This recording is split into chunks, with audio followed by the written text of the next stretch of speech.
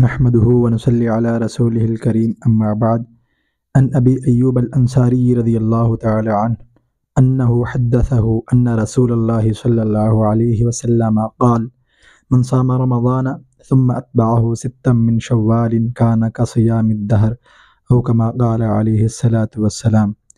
محترم سامعین، میں نے آپ حضرات کے سامنے اللہ کے پیارے نبی صلی اللہ علیہ وسلم کی ایک حدیث مبارکہ تلاوت کی ہے، جس میں اللہ کے رسول صلی اللہ علیہ وسلم نے ماہ شوال کے 6 روزوں کی فضیلت بیان فرمائی ہے۔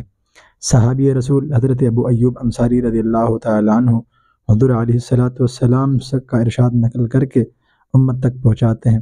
فرماتے ہیں کہ اللہ کے نبی صلی اللہ علیہ وسلم نے ارشاد فرمایا کہ جس شخص نے رمضان کے روزے رکھے پھر اس کے بعد شوال کے 6 روزے رکھے تو یہ اجر و ثواب میں ہمیشہ یعنی سال بھر کے روزوں کے برابر ہے۔ یعنی جو بندہ رمضان کے روزے رکھے اور اس کے بعد شوال کے مہینے کے 6 روزے بھی رکھ لے تو گویا یہ اجر و ثواب میں ایسے ہے کہ اس بندے نے سارے سال روزے رکھے ہوں۔ سبحان اللہ، کتنی بڑی بات ہے۔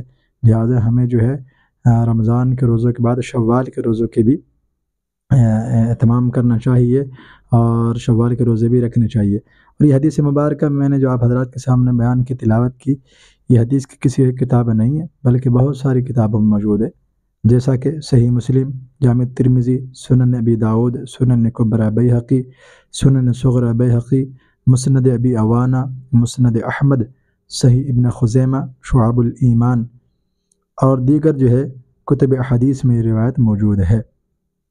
تو ہمیں جو ہے رمضان کے روزوں کے بعد شوال کے روزوں کی بھی فضیلت حاصل کرنی چاہیے اور ان کو رکھنا چاہیے، اس لیے کہ اللہ کے رسول صلی اللہ علیہ وسلم نے ان کا ثواب بہت زیادہ بتلایا ہے۔ فرمایا کہ جیسے سارے سال روزے رکھے ہوں اتنا بندے کو اجر و ثواب ملتا ہے۔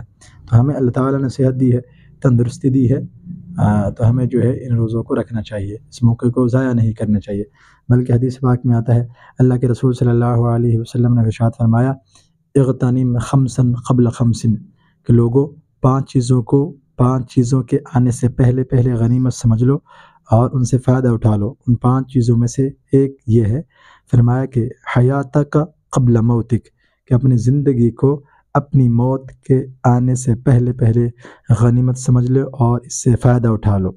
انسان جو کچھ بھی کرنا چاہے اپنے زندگی میں کر سکتا ہے، اپنی جو ہے صحت و تندرستی کے عالم میں جو ہے انسان کر سکتا ہے۔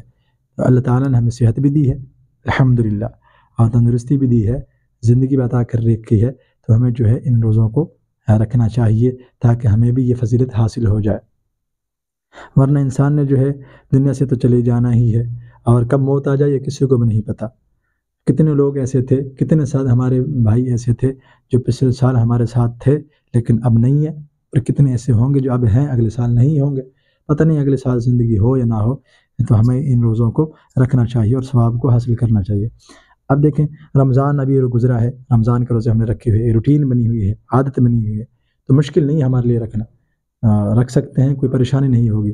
اور پھر یہ نفلی روزہ ہے، اس میں کوئی فرض واجب تو ہے نہیں ہے، مستحب کا درجہ ہے، اگر کوئی رکھے گا تو ثواب ملے گا۔ اگر کوئی بندہ رمضان کے روزے کے بعد شوال کے روزے نہیں رکھتا تو کوئی گناہ کا کام نہیں ہے، رکھنا ثواب کا کام ہے، وہ نہ رکھے تو کوئی گناہ کی بات نہیں ہے۔ کسی بھی بندے کو یہ حق حاصل نہیں ہے کہ وہ کسی بندے کو ان کی وجہ سے یعنی شوال کے روزہ چھوڑنے کی وجہ سے طعن و تشنیع کرے، ملامت کرے، برا بھلا کہے، یہ کسی بھی بندے کو حق حاصل نہیں ہے، اس لیے کہ روزے مستحب ہیں، نفلی روزہ ہے، کوئی فرض واجب نہیں ہے، کوئی ضروری نہیں ہے، رکھے تو ثواب بہت زیادہ ہے، بہت اجر و ثواب ہے، بڑی فضیلت کی بات ہے، نور علی نور ہے، سونے پہ سہاگا جو مثال ہے وہ اس کے مطابق ہے کہ بندہ جو ہے رکھے گا تو ثواب بہت زیادہ ہے۔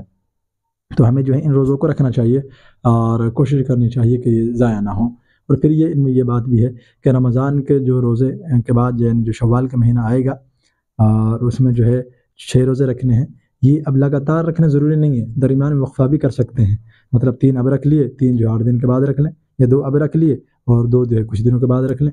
مطلب یہ ہے کہ 6 روزوں کو شوال کے مہینے کے اندر ہی پورا کرنا ہے، آپ جب مرضی پورا کر لیں شوال کے مہینے میں، لگاتار رکھنا کوئی ضروری نہیں ہے۔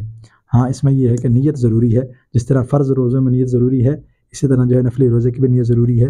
اس کا طریقہ کار یہ ہے کہ رات ہی کو نیت کر لی جائے، اگر کوئی بندے نے رات کی نیت نہیں کی رات کو تو صبح کر لے، نصف النہار شریع سے پہلے۔ نصف النہار شریع کا مطلب یہ ہوتا ہے کہ صبح صادق سے لے کر غروب آفتاب تک کا جتنا ٹائم ہے اس کا نصف جو ہوتا ہے اس سے آدھا اس کا جو ہے نصف نہار شریک کہا جاتا ہے۔ پہلے ٹائم اس میں جو ہے بندہ اس میں نیت کر سکتا ہے۔ اگر اس کے نصف النہار شریک کے بعد اگر کوئی بندہ نیت کرے گا تو پھر اس کی نیت معتبر نہیں ہوگی، اس کا روزہ نہیں ہوگا۔ لہٰذا ہمیں کوشش کرنی چاہیے کہ روزوں کو رکھیں۔ اللہ سے دعا اللہ تعالیٰ ہمیں عمل کرنے کی توفیق عطا فرمائے۔ وآخر دعوانا ان الحمد للہ رب العالمین۔